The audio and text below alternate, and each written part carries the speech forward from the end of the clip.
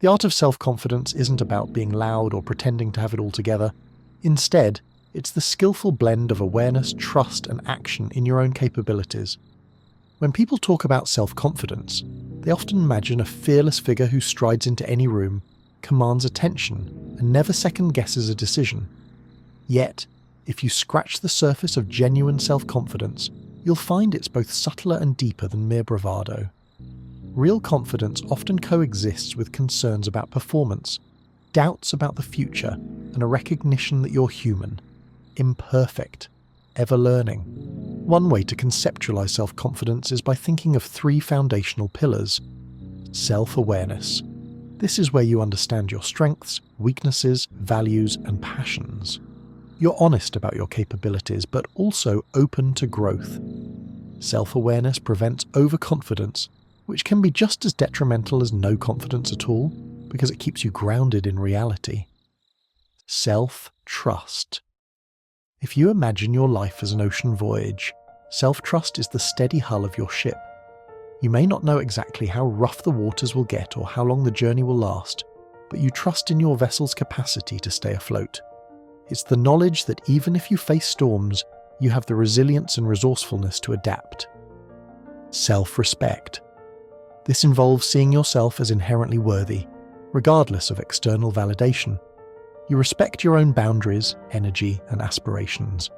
Self-respect forms the moral center of confidence, ensuring you don't compromise who you are for fleeting approval. These pillars aren't about denying challenges or difficulties in life. Instead, they allow you to handle those challenges with poise and optimism. The subtle but crucial difference between arrogance and confidence is humility. Confidence recognizes its own limitations. Arrogance pretends no such limitations exist. To truly appreciate the art of self-confidence, it helps to look through the lens of psychology. Researchers and therapists have explored why some people exude an unshakable poise, while others wilt under pressure. Though the science is nuanced, we can glean a few core insights. Psychologist Albert Bandura introduced the term self-efficacy to describe an individual's belief in their capacity to execute behaviors needed to produce specific outcomes.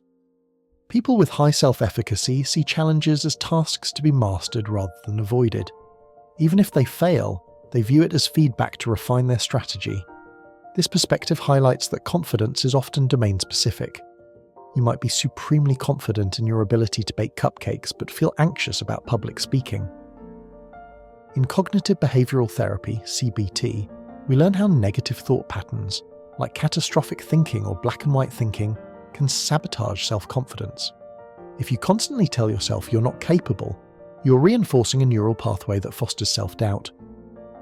Conversely, challenging those distorted beliefs through evidence can cultivate more realistic self-assessment. Early relationships with caregivers can shape self-view. Secure attachment often results in a stable sense of self-worth, whereas inconsistent or overly critical environments can breed self-doubt. But this isn't destiny. You can grow self-confidence later in life by building supportive relationships and working on self-soothing techniques.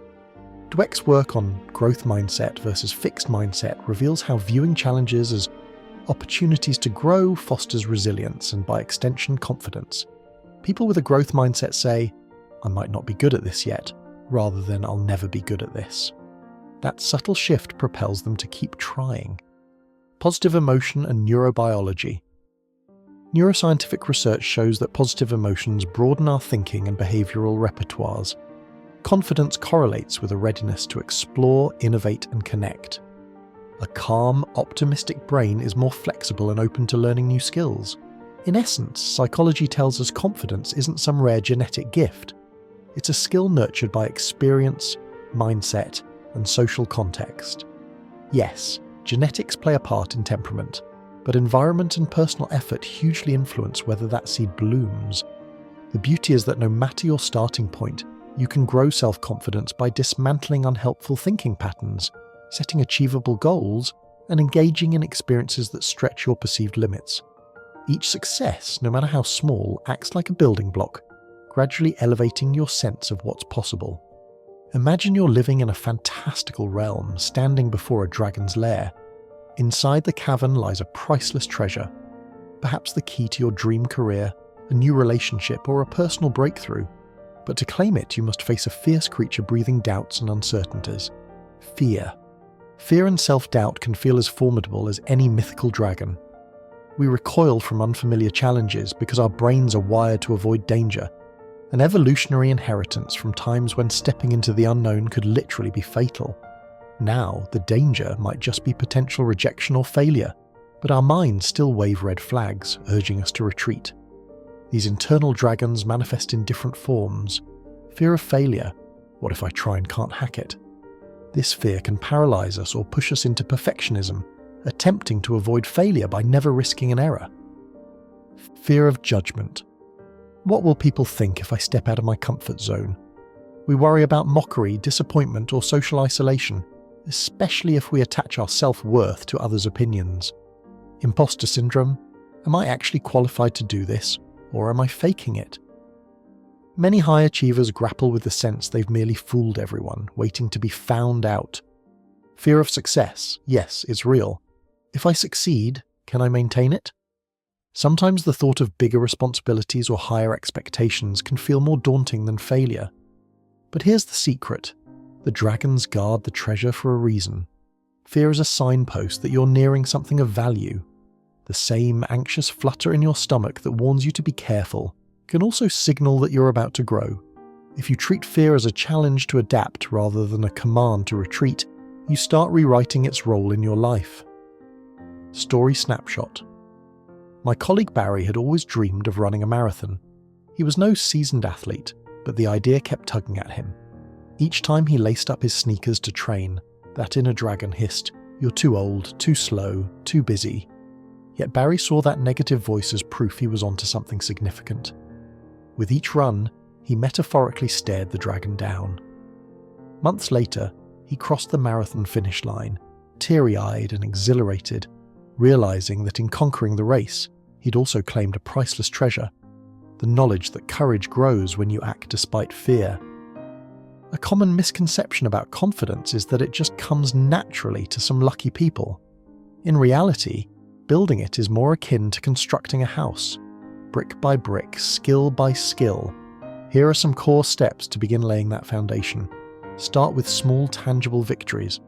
Write down past achievements, situations where you overcame a challenge, big or small. Maybe you aced a tough exam, resolved a conflict, learned a new skill, or handled a personal crisis. This highlights evidence that you can tackle adversity, boosting your sense of efficacy. Pay attention to your internal monologue. Do you berate yourself at every slip-up, or do you practice compassionate, constructive feedback? Psychological research shows that negative self-talk erodes confidence. Flip that script by asking, how would I encourage a friend in this situation? And then apply that same supportive tone to yourself. Break down larger dreams into manageable steps. If you want to run a marathon, set incremental goals. Run 1 mile, then 2, building momentum. Each mini accomplishment becomes a stepping stone, reinforcing your belief in your capabilities. Attempting to leap straight to the end can be demoralizing if you fall short. One hallmark of self-confidence is seeing failure not as a final verdict, but as information. Shift from "I failed, so I must be incompetent" to "this approach didn't work. What can I learn?" By reframing setbacks as lessons, you liberate yourself from the fear of trying again. Over time, a growth mindset becomes second nature, making you more resilient. We often absorb the attitudes and vibes of those around us. If you're surrounded by constant criticism or cynicism, it can chip away at your self-esteem. Seek out mentors, friends, and communities that encourage personal growth. Positive reinforcement doesn't mean you'll never be challenged. It means you're pushed to grow while feeling valued. Just as a musician becomes more confident by practicing scales, you build confidence by repeatedly engaging with situations that challenge you. If public speaking terrifies you, join a local Toastmasters club or volunteer to present in small group settings. Repeated exposure, plus incremental progress, equals a steady rise in self-assurance. By following these core steps consistently, you create a virtuous cycle. Your confidence spurs you to take on challenges, which fuels further confidence. Over time, the stance "I can't do this" gradually morphs into "I can't do it yet" and finally "I'm doing it right now." If there's one aspect of confidence that confuses people, it's the role of vulnerability.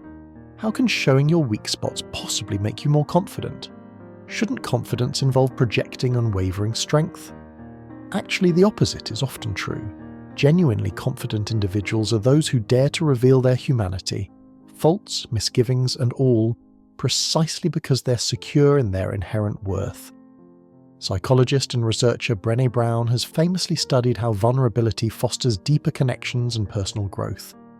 Her work demonstrates that when we open up about our fears or insecurities, we invite understanding rather than judgment.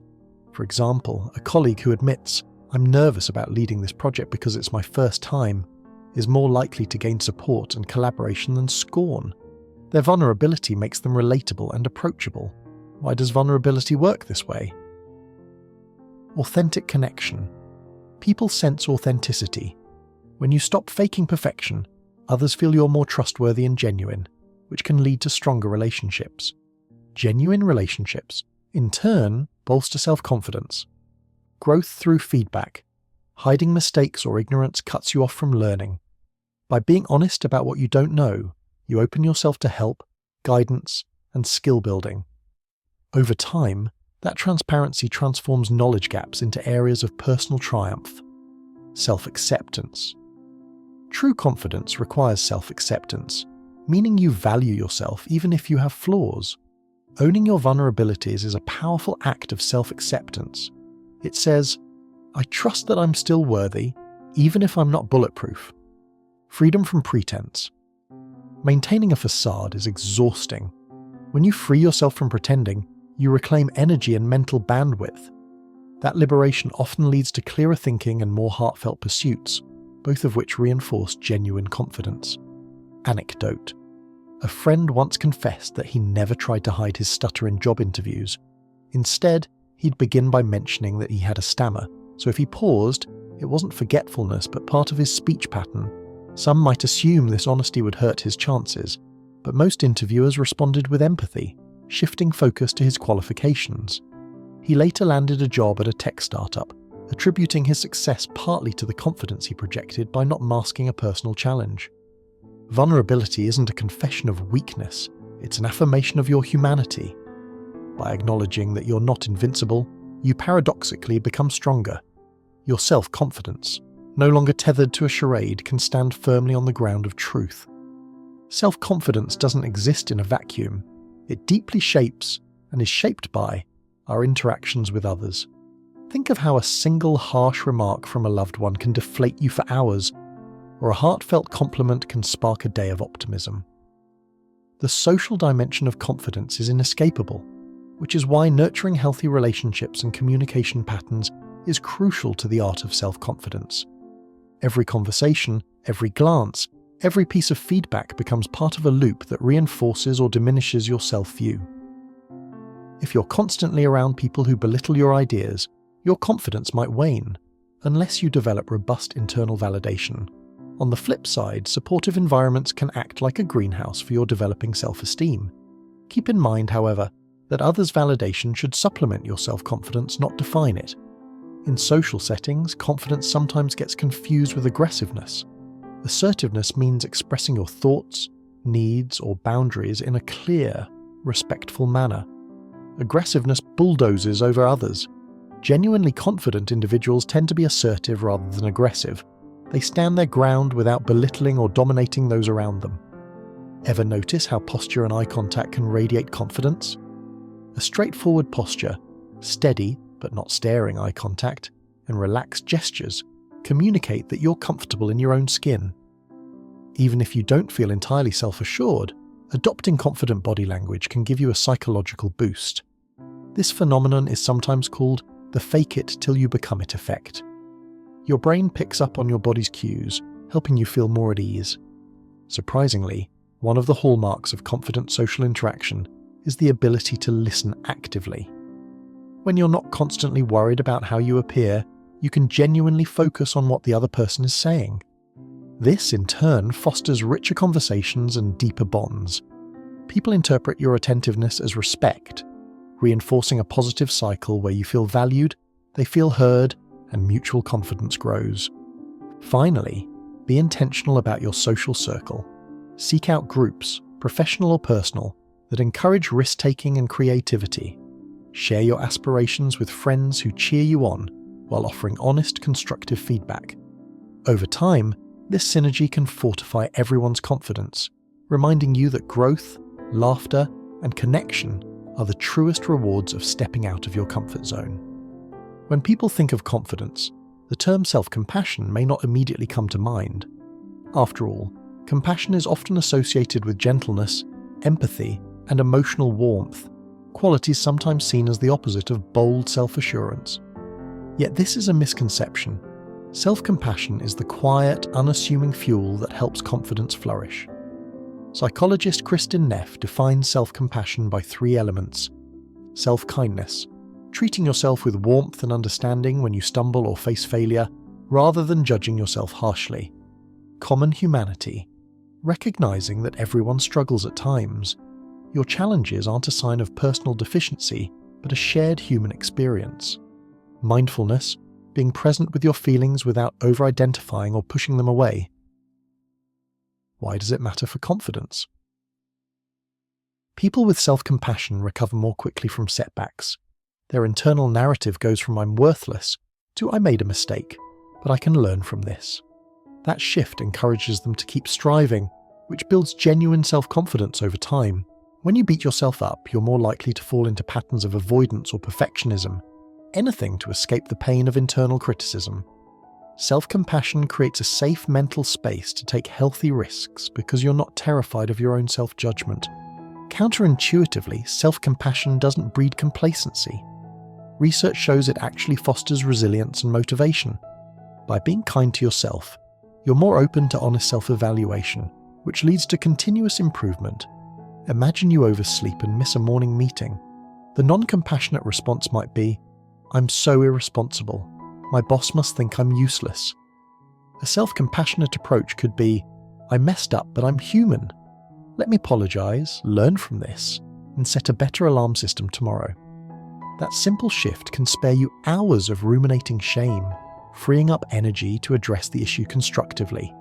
Self-compassion isn't weakness. It's the bedrock that fortifies you against life's inevitable storms, reminding you that you're worthy, even when you're learning, failing, or simply not at your best. And that worthiness is the ultimate seat of self-confidence. Understanding the theory behind self-confidence is one thing, applying it to daily life is another.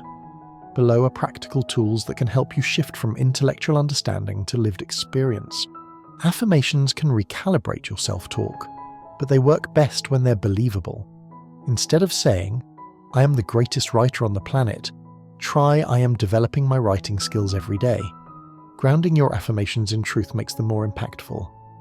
Professional athletes and performers often use visualization to see themselves succeeding. Before a big presentation or event, spend a few moments picturing the steps, greeting the audience, delivering your key points calmly, wrapping up with confidence. This mental rehearsal familiarizes your brain with the scenario, reducing anxiety and enhancing poise. Keep a dedicated journal where you log small and big successes, anything from speaking up in a meeting to completing a workout you almost skipped. Revisiting these entries can give you a boost during low moments, reminding you of your progress and capabilities.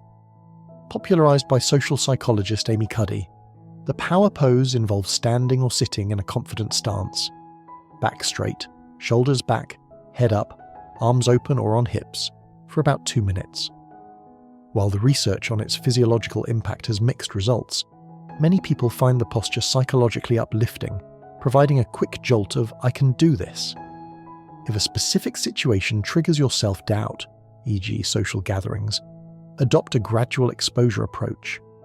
Start with small, comfortable social events, then incrementally work up to larger ones. Each step is a stepping stone, reinforcing a new self-narrative. "I can handle this." Use a simple CBT-style technique. When a negative belief, "I'll mess this up," surfaces, ask yourself, what's the evidence for and against this thought? What's a more balanced perspective? This reality check helps dismantle catastrophic or overly pessimistic thinking, leaving space for more confident actions. Actively curate who you spend time with, especially during confidence-building phases. Seek out people who uplift you, challenge you kindly, and respect your journey. A strong support system can be an external scaffold while you strengthen your internal foundation. When you hit a goal, finishing a big project, getting your first freelance gig, speaking in front of a crowd, celebrate, reward yourself in a meaningful way, then set a new goal. Confidence is cumulative, gaining momentum through each accomplishment and lesson learned. We often think of self-confidence as a destination, a magical threshold we'll cross one day and never look back. In reality, it's more akin to an ongoing journey, an evolving relationship with ourselves. Even the most self-assured individuals have days when doubt seeps in, or a new challenge rattles their sense of competence. The difference is they've learned to see these moments not as defeat, but as an invitation to grow. Each of us is capable of cultivating this quiet power within. Maybe you find it in journaling your daily wins, or in the vulnerable moment of admitting a fear to a trusted friend, or in meticulously preparing for a high-stakes project. Over time, these small, consistent acts weave together into the vibrant tapestry of self-belief. And the beauty of it is that self-confidence doesn't just benefit you, it lifts those around you too. A confident friend, colleague, or leader can inspire an entire community to push past their own limitations. As you continue on this path, remember that self-confidence is an art. Like any art form, painting, music, dance, it requires practice, experimentation, and the acceptance that mistakes are part of the process. There's no final stroke or note that signals completion. Instead, you'll find moments of harmony that fuel your passion, followed by stretches of refining and retuning. Through it all, each brushstroke or chord change, each new risk you take shapes the artist you become. So here's to the many leaps ahead of you, the unsure first steps, the partial successes, and the triumphant revelations that follow. May you discover the steady ground of your own capability and worth. May you learn to see fear not as a barrier, but as a threshold. And may your growing confidence guide you toward a life that resonates with your deepest hopes and dreams. Because that's what real confidence is about. Not just standing tall for yourself, but daring to expand what you believe is possible in your world. And maybe inspiring others to do the same.